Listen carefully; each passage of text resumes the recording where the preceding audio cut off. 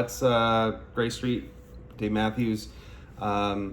Specifically, I was playing that to lean into talking about dyad chords. I've seen a couple of videos about it. I haven't seen it talked about a lot, even though I think a lot of people know those chords. I certainly have played some in some of my videos, but I just wanted to, just get into it and figure out some things and share what I found. A dyad is different from a triad chord. So many of you, if you didn't hear of dyad, you might have heard of a triad chord. Really, that's the three-note chord. Three notes that are the key parts of a chord, or a G, C, or you can play a G this way. It's really, that. And if you're playing the full chord, you have two triads stacked on top of each other. So a dyad, by definition, a set of two notes or pitches. The notes of a dyad can be played simultaneously or in succession. And notes played in succession form a melodic interval, simultaneously form a harmonic interval. So I think whatever you make of that specific definition, definitely to me something was interesting that I was hearing compared to kind of regular chord playing. You kind of learn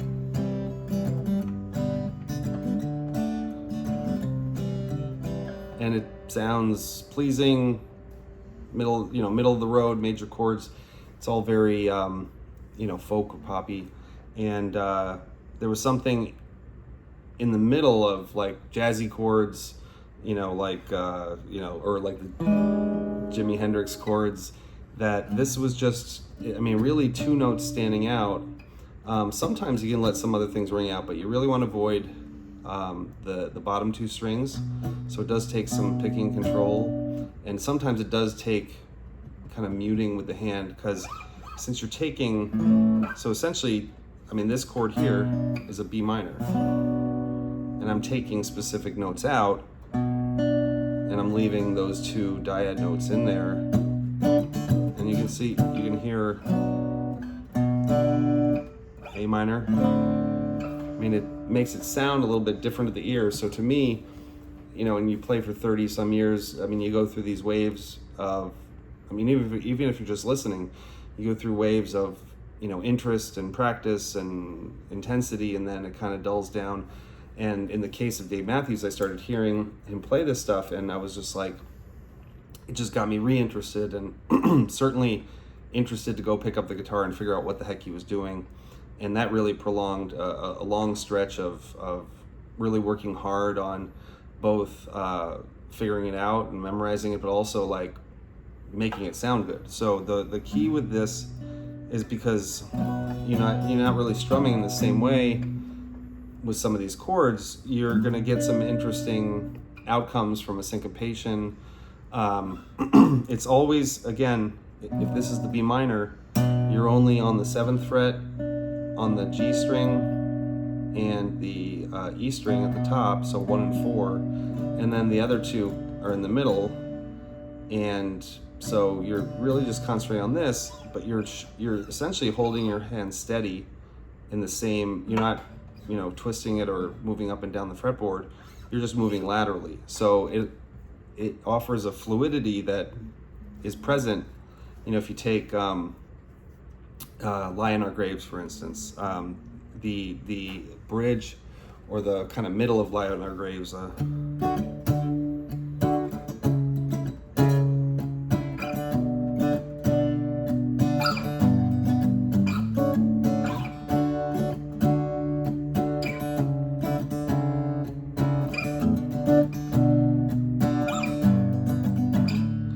so it just, it's not a lot of effort.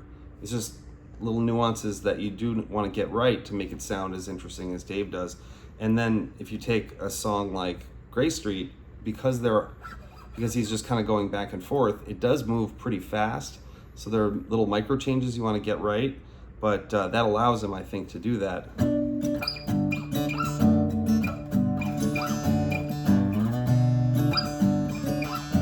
And then you can add different things. You can play it more open, or you can palm mute.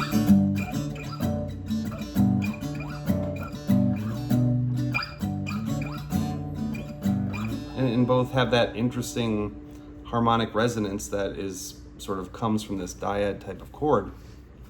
And one thing I forgot to point out is if this is the minor where it's on the same fret, 1 and 4, then to get a major chord, so if I were to play a G major, you're actually going to do it a little differently. So you're going to have the tonic, the 1 is where it usually is, and then you're going to have the major A right here.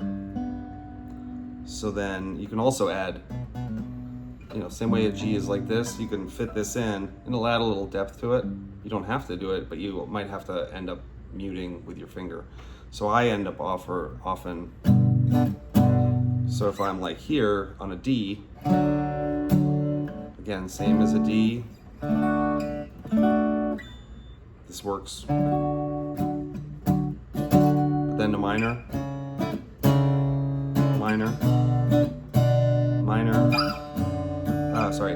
G major, and then in the change in line of graves, it changes a little bit.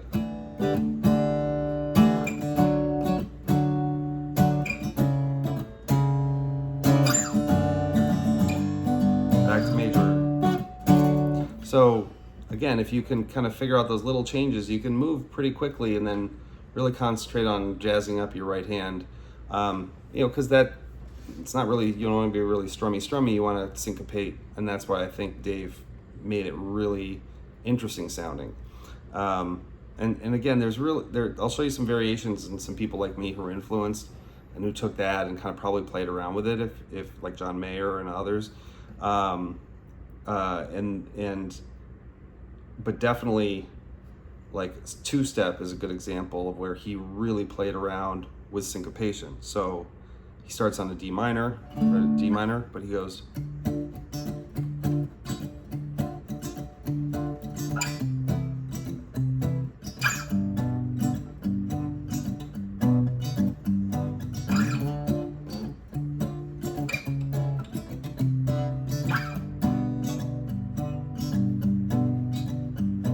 Now the interesting thing is, in the course of that song, the beginning, I think he just kind of sets out and he's just like, he's really, really palm muting a lot. Especially if you hear him live, I think he goes on for like 5 minutes. But you can layer that in with other things and it kind of goes well with his percussion. And then later, what's interesting is later in the song, he's still doing a lot of the same chords, but now he's strumming differently and it kind of breaks up the song. So, in the chorus, he goes down to F. So he brings in an F, which is, I think, because he can't do the dyad down there, so he probably modified it, but...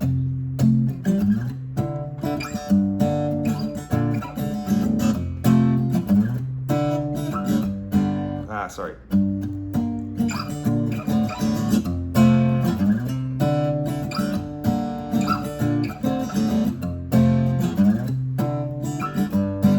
Well, so you could probably get away with that, even though I'm botching what I'm supposed to do. So he switches that, so it's a F, which again kind of pops out as a fall into the chorus or the pre-chorus. Because that's usually a chord that he has there, because he can't play he could play that, but it's missing something. So he does it a full F, and then he slides up to C. So think about it this way. I could do this. I could play the regular chords, but it just sounds like you've heard it before. The way he does it, especially with that he's using that back and forth, and that's something, as you play around with it hundreds of times, you can kind of play around with yourself. play around with the technique itself.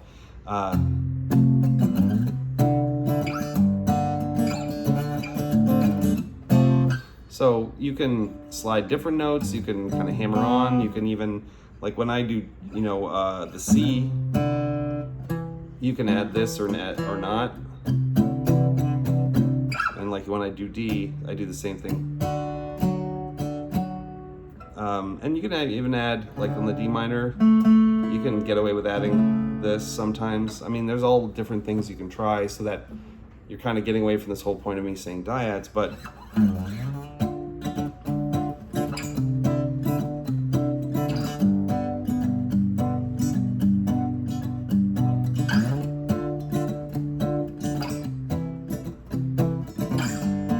so I've always loved it. It's really fun, especially with the acoustic. You don't have effects. Kind of is the way of evoking different things out of the guitar. And now, as I mentioned, I mean, I'm trying to figure out, and I'm probably missing something. So if someone actually watches this and knows where they might have heard it or where Dave might have learned it from, I mean, the times I've seen it are in like jazz.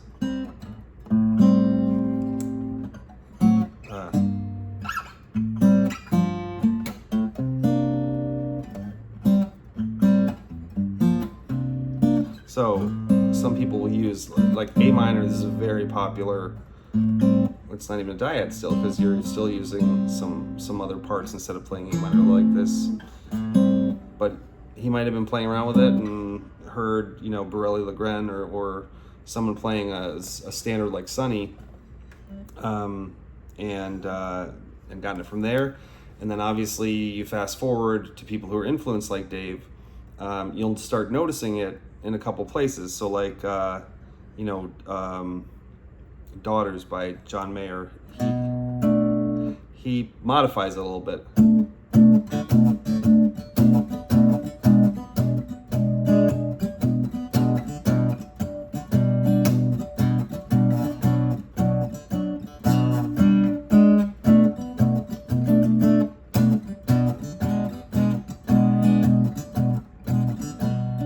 So he was probably practicing, a John Mayer song like me, and he's like, oh, that's a cool way of playing B minor. So again, I'm skipping a number of songs that he does it in, but those examples I gave, and again, like I love that fluidity and its ability to, have an ear-bending, way of just going up and down the fretboard. I have a song, pretty obvious I was influenced by Dave Matthews, where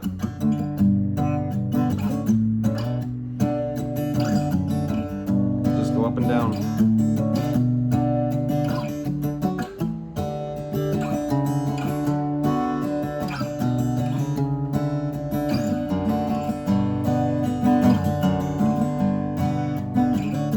So, if you're gonna pick a couple songs that you want to practice on, I'd say the easiest one is either Lie on Our Graves or Tripping Billies. And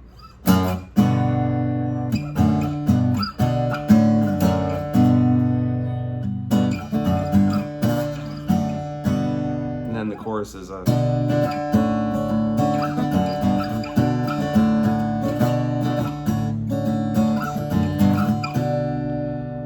one, or again that bridge of that middle part of Lie on Our Graves. That's probably the easiest one.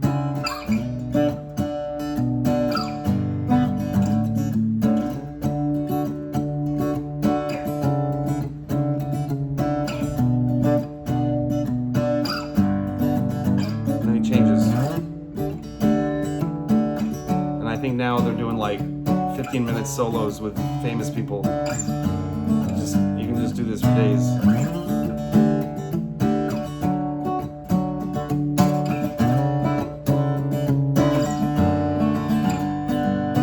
So just remember that D instead of D. Then the minors, just on the same string. F sharp minor. Back to the major. So go have fun. If you know anything that I didn't mention or any others who are using it, feel free to share. I would love to know. Have a good one.